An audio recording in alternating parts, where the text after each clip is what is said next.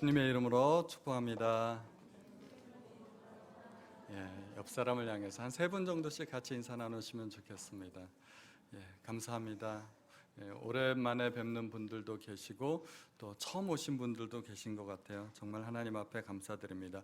지난 한 주 동안은 하나님께서 우리 특세를 통하여서 참 크신 은혜를 내려주셨습니다. 저 혼자만 은혜 받았나 봐요. 죄송합니다. 특세를 할 때마다 정말 하나님께서 제게 주시는 은혜가 있습니다. 이번 특세를 통해서도 제가 참 얼마나 부족한 믿음을 가지고 살았는지, 얼마나 많은 부족한 사람인지를 또 돌이켜 볼 수 있는 그런 귀한 시간이었습니다. 오늘은 우리가 계속해서 여호수아서 말씀을 같이 묵상하겠습니다. 여호수아서 9장 1절에서 15절까지입니다.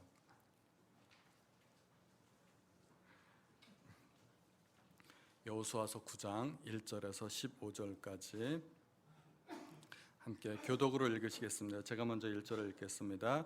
이 일 후에 요단 서쪽 산지와 평지와 레바논 앞 대해 연안에 있는 헷사람과 아모리 사람과 가나안 사람과 브리스 사람과 휘 사람과 여부스 사람의 모든 왕들이 이 일을 듣고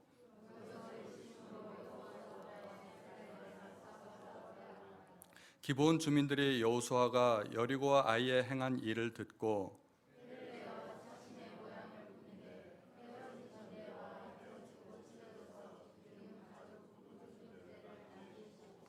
그 발에는 낡아서 기운 신을 신고 낡은 옷을 입고 다 마르고 곰팡이가 난 떡을 준비하고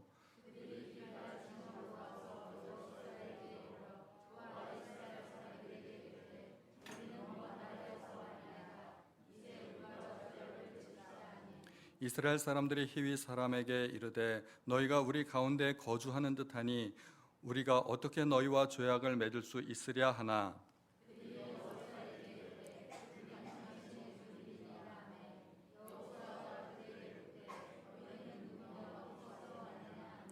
그들이 여호수아에게 대답하되 종들은 당신의 하나님 여호와의 이름으로 말미암아 심히 먼 나라에서 왔사오니 이는 우리가 그의 소문과 그가 애굽에서 행하신 모든 일을 들으며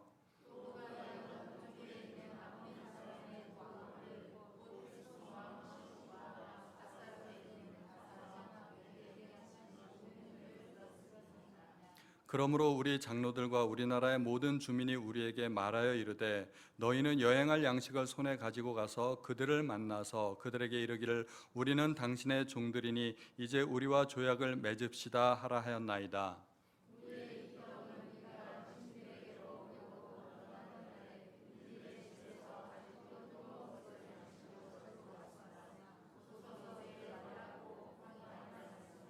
또 우리가 포도주를 담은 이 가죽 부대도 새 것이었으나 찢어지게 되었으며 우리의 이 옷과 신도 여행이 매우 길었으므로 낡아졌나이다 한지라.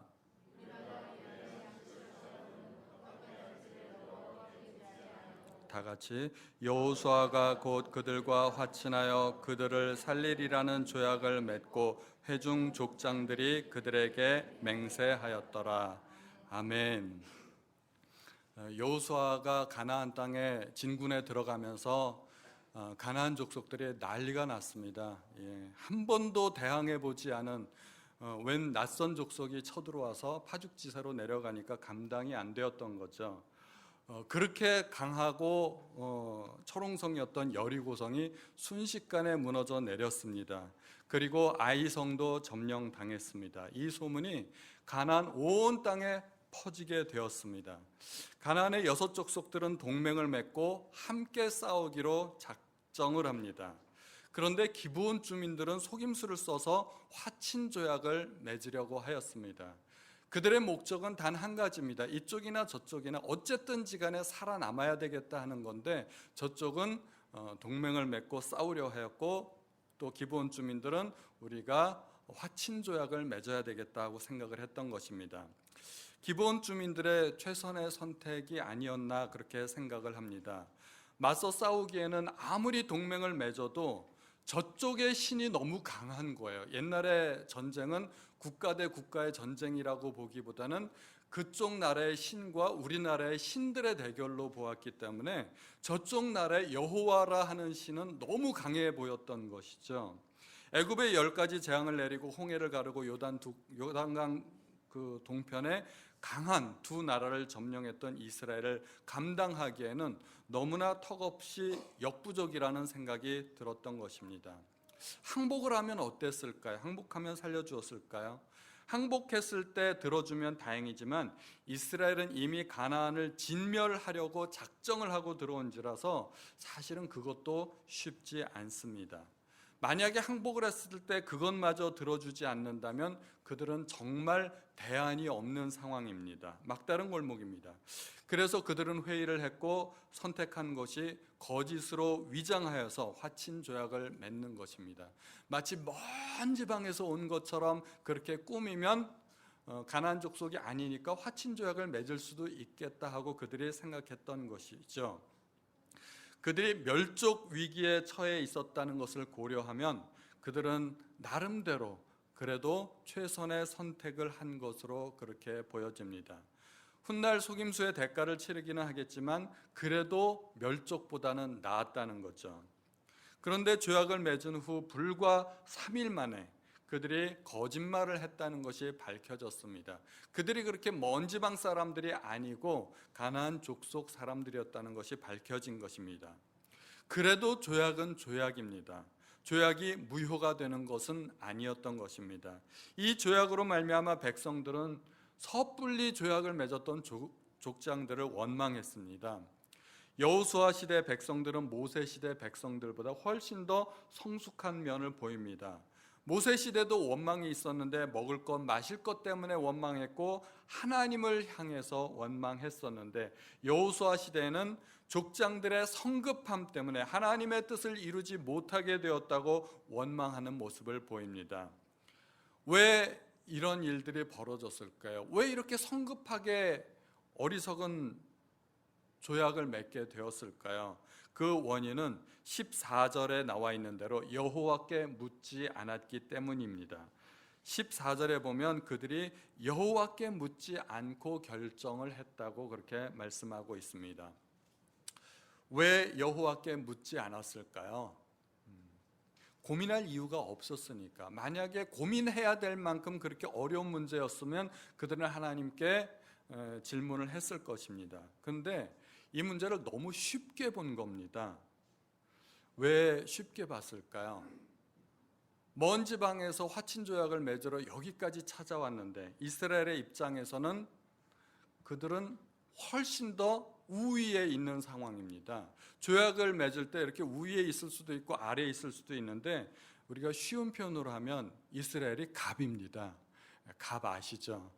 이스라엘이 갑입니다. 주도권이 이스라엘 민족에게 있었다는 것입니다. 이스라엘 민족의 입장에서는 이 조약은 해도 좋고 안 해도 좋은 그런 조약입니다. 그렇게 먼 지방 사람들이 일부러 찾아왔는데 그리고 그렇게 굽히고 들어오는데 굳이 마다할 이유가 없다고 봤던 것입니다. 만약에 이스라엘 민족의 을의 입장에 있었다면 그들은 고민을 많이 했을 것입니다. 그들에게 불리한 상황이었다면 하나님 앞에 도움을 요청하고 지혜를 구했을 것입니다. 저쪽의 요구를 다 들어주고 굽히고 들어갈 것인가, 무리한 요구에 대해서는 어떻게 대응해야 되는가, 만약에 을이라면 그렇게 생각을 했겠죠. 그런데 갑의 입장에 있기 때문에 상황이 너무 좋기 때문에 기도하지 않았던 것입니다. 너무 쉽게 믿어버렸기 때문에 스스로 함정에 빠졌습니다. 가나안의 모든 족속을 진멸하라는 하나님의 명령을 수행할 수 없게 되었던 것입니다. 그러면 이스라엘의 입장에서는 어떻게 했어야 됐을까요? 먼 지방 사람들의 화친 조약이라면 실제로 해도 괜찮습니다. 하나님께서 허락하신 것입니다. 그러나 그렇게 급할 것이 없다는 것입니다. 충분히 조사해보고 사실 여부를 확인해보고 조약을 맺어도 괜찮았습니다. 사실 그들이 그렇게 먼 지방에서 왔다면, 옷이 다 헤어질 정도로 신발이 다 다를 정도로 그렇게 먼 지방에서 왔다면 그들이 굳이 화친 조약을 맺으러 오지 않아도 괜찮았을 것이 아닌가 하는 생각도 드는 대목입니다. 급하게 내린 결정이기 때문에 실수가 있었습니다. 그러나 뭐니 해도 가장 큰 이유는 하나님께 묻지 않았다는 것입니다. 하나님께 묻지 않았기 때문에 실수했던 것입니다. 그러므로 항상 범사에 하나님께 의뢰하는 습관을 가져야 됩니다. 뭔가 결정할 때 아예 이것을 습관으로 가지는 것이 좋다는 것입니다. 하나님의 뜻은 뭘까요? 당연한 것도 질문해야 됩니다. 아예 당연한 것은 없다고 생각하는 것이 좋습니다. 그리고 결정하기 전에 기도해야 됩니다. 다 결정해놓고 하나님께서 함께 해주시고 좋은 길로 인도해 주시기를 바란다면 하나님께서 해주실 일이 별로 없다는 것입니다. 아이성 전투에서 하나님을 의지하지 않았습니다. 자신의 능력으로 충분하다고 생각했습니다. 성이 워낙 작다고 보니까 이쯤이야 내 능력으로 충분하다고 얕봤던 것이죠. 항상 그것이 문제가 됩니다. 내 능력으로 뭔가 하려면 잘 안 된다는 것입니다. 주님의 일은 주님의 능력으로 해야 됩니다. 꼭 주님의 일이 아니라 하더라도 마찬가지입니다. 내 일이어도 항상 주님께 여쭤보는 것이 좋습니다. 당연한 것도 기도하고 의뢰해야 됩니다. 아간의 범죄가 있었긴 하지만 그럼에도 불구하고 만약 여호수아가 하나님 앞에 전쟁을 앞두고 기도했더라면 하나님은 실패를 예고해 주셨을 것입니다. 세상에 정말 당연한 것은 아무것도 없다고 생각해야 됩니다. 왜냐하면 세상은 내 생각대로, 내 계획대로, 내 예측대로 되지 않기 때문에 그렇습니다. 내가 예측할 수 없었던 변수들이 있습니다. 내가 상상하지 못했던 그런 일들이 항상 내 인생에 끼어듭니다. 나는 똑바로 운전하고 들어가는데 갑자기 저쪽에서 차가 와서 들이받을 줄 누가 예상이나 하고 상상이나 하겠습니까? 나만 잘해서는 안 되는 것이 이 세상이라는 것입니다. 내가 예측할 수 없는, 내가 상상할 수 없는 변수들이 있기 때문에 우리는 하나님을 의뢰해야 되는 것입니다. 우리는 보통 어떻게 생각합니까? 쉬운 일은 내가 하고 어려운 일은 하나님께 맡기면 된다고 생각합니다. 그러나 기브온에서의 실수와 아이성 실패는 그렇기 때문에 생긴 것입니다. 하나님을 의뢰하지 않고 이쯤이 하고 얕봤기 때문에, 넉넉하다고 생각했기 때문에 실수와 실패가 생기는 것입니다. 그래서 사람들은 어려운 일에는 성공하고 쉬운 일에서는 실패하는 아주 이상한 경향을 보이게 되는 것입니다. 우리는 의외로 쉬운 일, 자질구레한 일들 때문에 넘어지고 시험에 들게 됩니다. 하나님을 의지하지 않기 때문에 그렇습니다. 우리의 인생에 있어서 대부분의 문제는 하나님을 의지하지 않기 때문에 생기는 문제들입니다. 우리가 기도를 안 하는 것도 문제지만 사실은 기도했는데도 응답이 잘 안 된다고 생각들을 많이 합니다. 왜 그럴까요? 기도해놓고 첫 번째는 하나님의 음성에 귀를 기울이지 않기 때문이고, 두 번째는 하나님께서 답을 알려주셔도 순종하지 않기 때문에 응답이 안 되는 것입니다.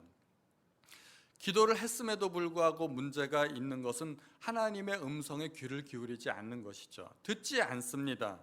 하나님의 음성에 귀를 기울이지 않는 것은 하나님과의 관계에서 일방통행이라는 얘기입니다. 나만 이야기하고 하나님께서 말씀하실 틈을 드리지 않는 겁니다. 그런 관계에서는 하나님을 주님이라고 부르지만 사실은 내가 주인입니다. 하나님을 종 부리듯이 부리려고 하는 겁니다. 나만 요청할 수 있고 하나님은 나의 요청에 대해서 들어주실 의무만 있는 분으로 그렇게 생각하는 것입니다. 우리가 모르는 길을 찾아가려면 요즘은 내비게이션 틀면 아주 쉽게 찾아갈 수 있습니다. 내비게이션이 정확하게 길을 안내해 주는데 내비게이션은 보지도 않고 듣지도 않고 한눈 팔면서 내 맘대로 운전해 가면 목적지를 찾을 수 없게 됩니다. 많은 사람들이 하나님 앞에 요청은 하는데 하나님의 음성을 들을 생각을 안 하는 것입니다. 하나님께서 말씀해 주시는데도 불구하고 귀를 닫고 있으면 방법을 알 수가 없다는 것입니다. 세계적인 주식 투자자인 워렌 버핏은 1년에 한 번씩 자기 자신과 점심 식사를 할 수 있는 그 권리를 경매에 붙인다고 합니다. 그 경매가가 우리가 생각하는 것보다 굉장히 높은 가격에 팔려나갑니다. 올해 6월에도 그 권리가 경매에 붙여져서 팔렸는데 올해 얼마에 팔렸는지 혹시 아십니까? 56만 달러에 팔렸다고 합니다. 우리나라 가격으로 54억에 낙찰된 겁니다. 상상이 되십니까? 점심 식사 한 번 하는데 54억을 내야 된다는 겁니다. 참 저는 이해가 안 되는데, 그래도 그것이 투자 가치가 있다고 생각하고 그거를 사가는 사람이 있는 겁니다. 왜 그토록 많은 사람들이 그토록 거금을 들어가면서 워렌 버핏과 점심 식사 한 끼를 하려고 할까요? 그와 점심 식사 한 끼 하면서 주식 투자의 황제인 워렌 버핏에게 신의 한 수에 해당하는 조언 한마디 들으려고 하는 겁니다. 그 한마디의 가격이 그렇게 된다는 것입니다. 전문가의 조언 한마디는 이렇게 때로는 금액으로 환산하기 힘들 정도의 가치를 가지게 된다는 것입니다.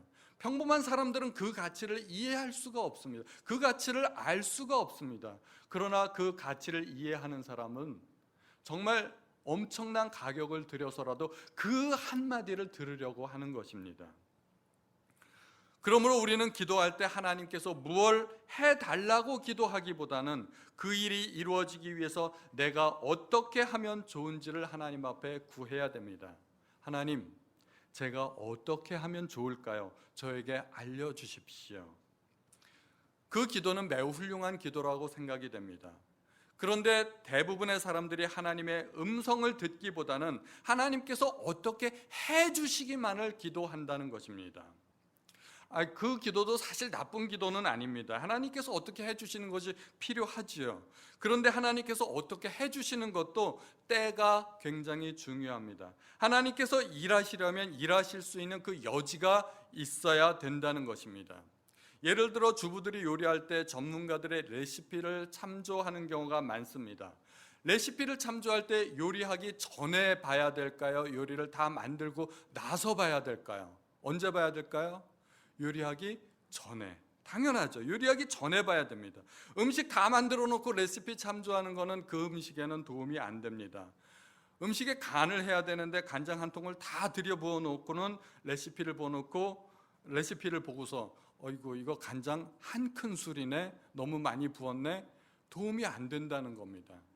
간을 하기 전에 간장을 얼마나 부어야 될지 미리 보고서 참조를 해야 된다는 것입니다. 그러니까 전문가의 조언을 구하려면 언제 구해야 될까요?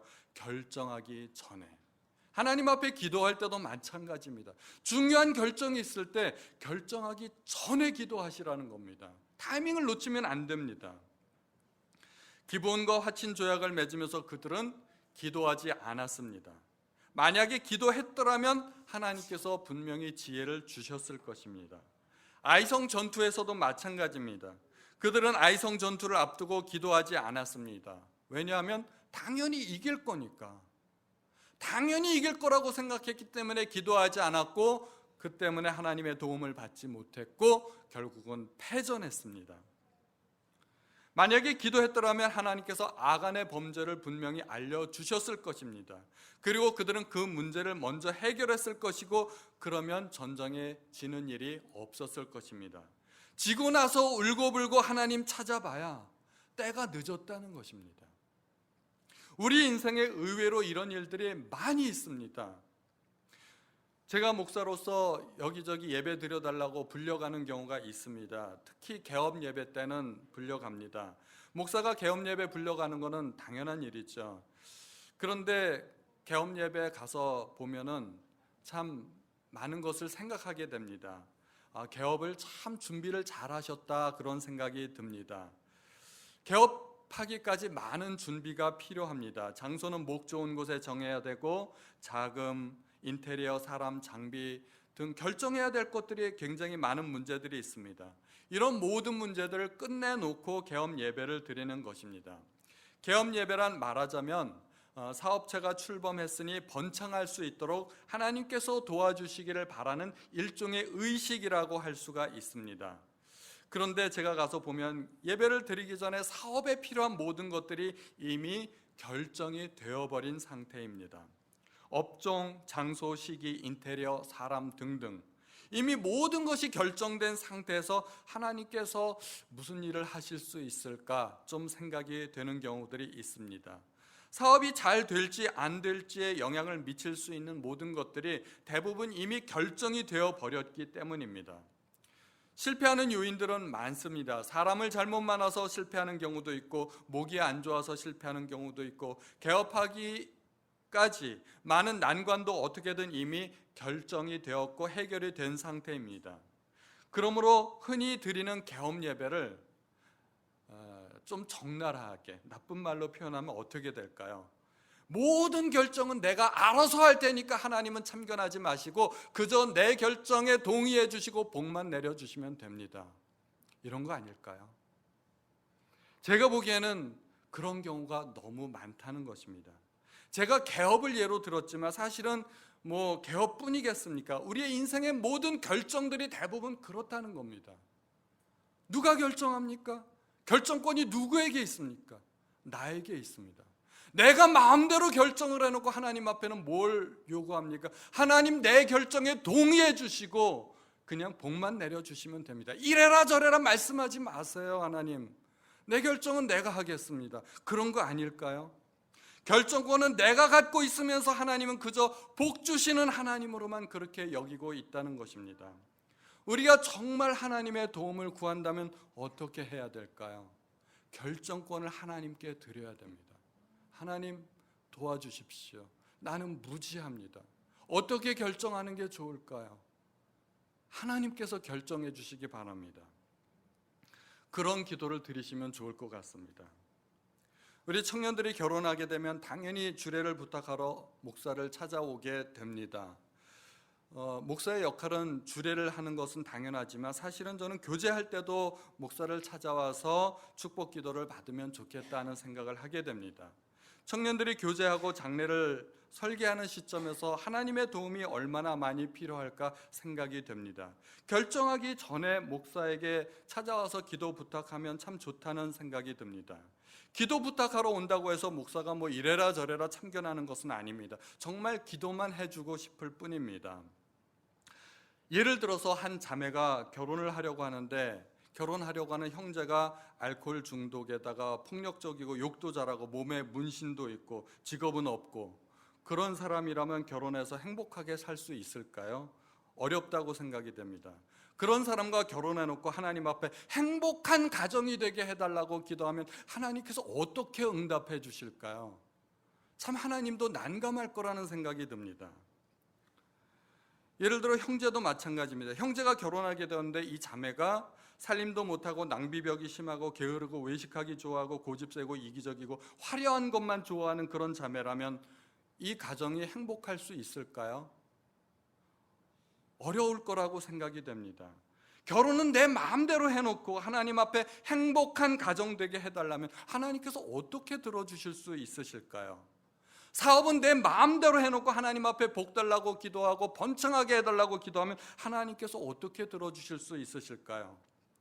나는 밤새도록 게임하고 TV 보고 놀았는데 다음날 하나님께서 시험 잘 보게 해달라고 기도하면 하나님께서 어떻게 들어주실 수 있으실까요? 내 인생의 주인이 난데 하나님이 어떻게 내 인생을 인도해 주실 수 있으실까요? 제가 하나님이라면 하나님도 참 답답하겠다 싶은 생각이 듭니다.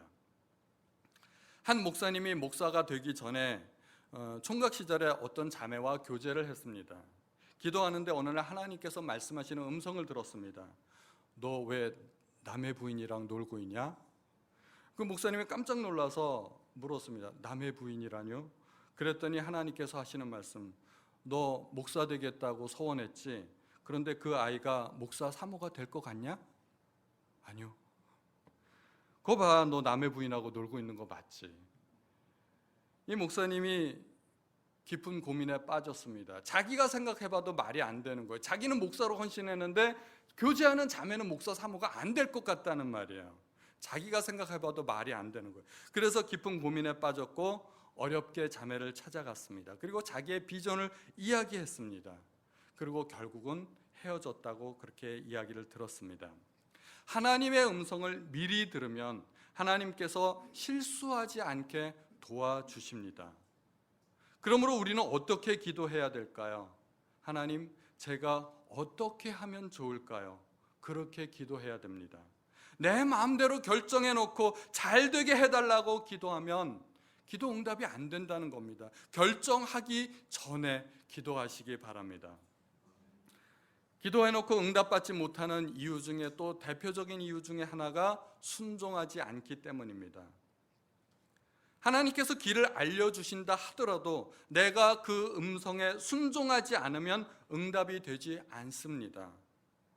내비게이션을 켜놓고 내가 모르는 길을 찾아가는데 내비게이션에서 아무리 좋은 길을 알려주어도 내가 내 마음대로 길을 가버리면 목적지에 갈 수 없다는 것입니다. 내비게이션에서 좌회전하라고 그러는데 내 마음대로 우회전하고, 잘못된 길이니까 유턴하라고 그러는데 내 마음대로 직진해버리고, 절대 목적지에 갈 수 없습니다. 운전은 내 마음대로 하면서 하나님 내가 가려고 하는 그곳 나오게 해주세요 하고 기도하면 아무리 기도해도 목적지에 갈 수 없다는 겁니다. 우리가 목적지에 가려면 내비게이션에서 안내하는 방향대로 핸들을 그렇게 꺾어야 갈 수 있다는 것입니다. 하나님께서 지시하는 대로 가지 않으면 어떻게 가게 될까요? 내 마음대로 가게 됩니다. 내 인생의 운전자가 내 자신이 되는 것입니다. 성경에서 이야기하는 악은 바로 그게 악입니다. 사사기 17장 6절에 보면 그때는 이스라엘에 왕이 없었으므로 사람마다 자기 소견에 옳은 대로 행하였다고 합니다. 사사시대는 이스라엘 민족의 가장 대표적인 영적인 암흑기였습니다. 백성들이 타락함으로 말미암아 하나님은 이방인들을 통해서 징계하셨고, 백성들이 회개하고 돌아왔을 때 하나님은 그 징계를 돌이키셨습니다. 이러한 사이클이 사사기에서는 8번 반복됩니다. 사사시대는 백성들의 타락이 심해서 백성들이 율법을 지키지 않았고, 심지어 레위 사람들도 타락해서 율법을 지키지 않았습니다. 단지파 사람들은 레위 사람의 첩을 취해서 윤관하는 일이 발생했고, 레위 사람은 시체를 토막내어서 12지파에 보내는 그런 해괴한 일도 있었습니다. 왜 이런 일이 발생했을까요? 성경에서는 그 원인에 대해서 왕이 없었고 사람마다 자기 소견에 옳은 대로 행하였기 때문이라고 말을 합니다. 왕이 없었다는 말은 법이 없었다는 말과 같습니다. 법이 없었다는 말은 무법천지라는 말입니다. 각자가 자기 마음대로 행동했기 때문이라는 말입니다. 그들이 양심껏 행동했을까요? 설사 양심껏 행동했다 하더라도 그들의 양심은 이미 타락했고 그들의 양심조차 옳지 않다는 것입니다. 그들의 옳고 그름 자체가 틀렸다는 것입니다. 옳지 않은 사람이 아무리 옳은 일을 해보려고 해도 소용이 없습니다. 기준이 틀렸기 때문입니다. 옳지 않은 사람이 옳은 것을 해보려고 옳은 일이라고 주장하는 그 일 자체가 옳지 않다는 것입니다. 하나님을 떠나면 그렇게 됩니다. 사람은 참으로 옳은 것을 판단할 수 있는 능력이 없습니다. 오직 참으로 옳으신 하나님밖에 올바로 판단할 분이 없다는 것입니다. 그러므로 내가 옳은 것을 판단하기보다는 하나님께서 옳다고 여기시는 것이 무엇인가를 생각해야 됩니다. 내 생각과 판단은 총체적으로 옳지 않다는 것을 인정해야 됩니다. 성경은 사사시대 사람들이 악하게 행동했다고 말하지 않고 자기 소견에 옳은 대로 행동했다고 이야기합니다.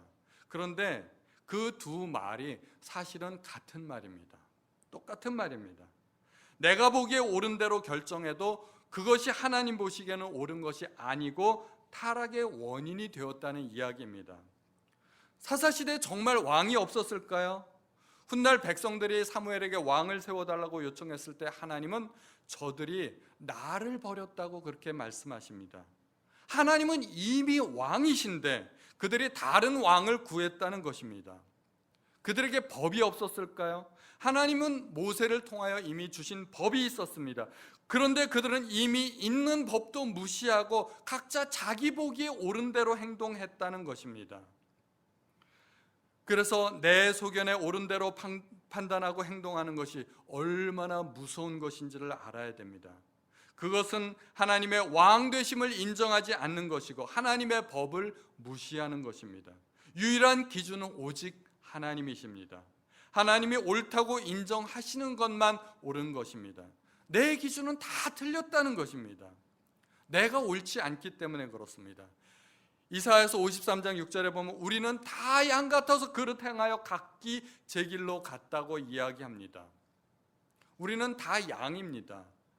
우리는 다 양이고 각기 제 길로 간 사람들입니다. 그런데 그 길이 옳지 않다고 이야기합니다. 그릇 행하였기 때문에 제 길로 가는 것입니다. 들판에 양무리를 풀어놓고 제멋대로 가도록 놔두면 어떻게 될까요? 어떤 놈은 구덩이에 빠지고, 어떤 놈은 수풀에 걸리고, 어떤 놈은 벼랑으로 가서 떨어지고, 어떤 놈은 헤매다가 늑대에게 잡아먹히고 난리가 날 겁니다. 양들이 가는 그 모든 길에 다 틀렸다는 말입니다. 혼자서 자기 힘으로 올바로 갈 수 있는 놈은 한 마리도 없다는 것입니다. 그게 우리의 모습입니다. 내 인생을 내 힘으로 내 능력으로 살아가는 그 자체가 악이라는 얘기입니다. 하나님 보시기에 다 틀렸다는 얘기입니다. 양이 올바로 갈 수 있는 유일한 방법은 오직 목자를 따라가는 것입니다. 한 선교사님이 개업 예배에 초청받아서 예배를 인도하러 가셨습니다. 잘 모르고 가셨는데 가서 보니까 술집이었습니다. 어떻게 됐을까요? 술집이었는데 선교사님께서 말씀을 전하시고 기도를 하시는데 이 가게가 망하게 해주십시오 하고 기도를 했더랍니다. 대단하시죠? 그런데 주인도 제정신이 아닌 사람인 것 같습니다. 거기에다 대고 아멘 하고 응답해버린 거예요. 이 선교사님도 그렇고 주인도 그렇고 둘 다 제정신이 아닌 사람들인 것 같아요. 아니 개업식에 어떻게 그런 일이 있을 수가 있겠어요? 개업식에서 벌어진 일입니다. 그리고 몇 달 후에 어떻게 됐을까요? 그 술집은 망했습니다. 문을 닫게 되었습니다. 그리고 주인 집사님은 어렵게 다시 자금을 모아서 식당을 오픈했습니다. 그리고 그 식당은 그렇게 잘 되었다고 합니다. 저는 순종이 그런 게 순종이라고 생각이 됩니다. 내 뜻대로가 아니라 하나님 뜻대로 되는 것이 순종입니다. 내 입에 맞는 것만 순종하겠다고 하면 그것은 순종이 아닙니다. 사울이 그렇게 해서 불순종한 겁니다. 하나님의 명령을 일부는 듣고 일부는 불순종했는데 하나님은 그것을 일부의 순종으로 보시지는 않는 것이 하나님은 그것을 불순종으로 보신다는 것입니다. 내 입맛에만 맞는 것을 순종하면 그게 순종이 아니라는 거예요. 불순종입니다. 우리는 늘 기도해야 됩니다. 아무리 쉽고 간단한 일도 기도하고 하나님의 뜻을 구해야 됩니다. 세상에 당연한 것은 없다고 생각해야 됩니다. 당연한 결정도 기도하고 결정하시기 바랍니다. 결정하기 전에 기도하시기 바랍니다. 기도하되 하나님께서 뭘 해달라고 기도하기보다는 하나님 제가 어떻게 하면 좋을까요? 제가 무엇을 하면 좋을까요? 내가 무엇을 어떻게 했으면 좋을지 하나님 앞에 구하는 기도를 하시면 더 훌륭한 기도가 될 것 같습니다. 하나님의 뜻을 알게 되었다면 순종하시기 바랍니다. 내 뜻과 안 맞아도, 내 계획과 안 맞아도 그것이 하나님의 뜻이라는 확신이 들면 그냥 순종하시기 바랍니다. 그러면 하나님께서 틀림없이 우리의 인생을 인도해 주실 것이라고 믿습니다. 하나님 무조건 순종하겠습니다. 하나님 나에게 무슨 말씀을 하시든지 내가 순종하겠습니다. 그렇게 하나님 앞에 기도하시면 하나님께서 응답 안 해 주실까요? 반드시 하나님께서 응답해 주실 것이라고 믿습니다. 우리 찬송가 361장 함께 찬양하시겠습니다. 기도하는 이 시간 주께 무릎 꿇고 우리 구세주 앞에 다 나아가네. 믿음으로 나아가면 주가 보살피사 크신 은혜를 주네 거기 기쁨 있네. 함께 찬양하시겠습니다.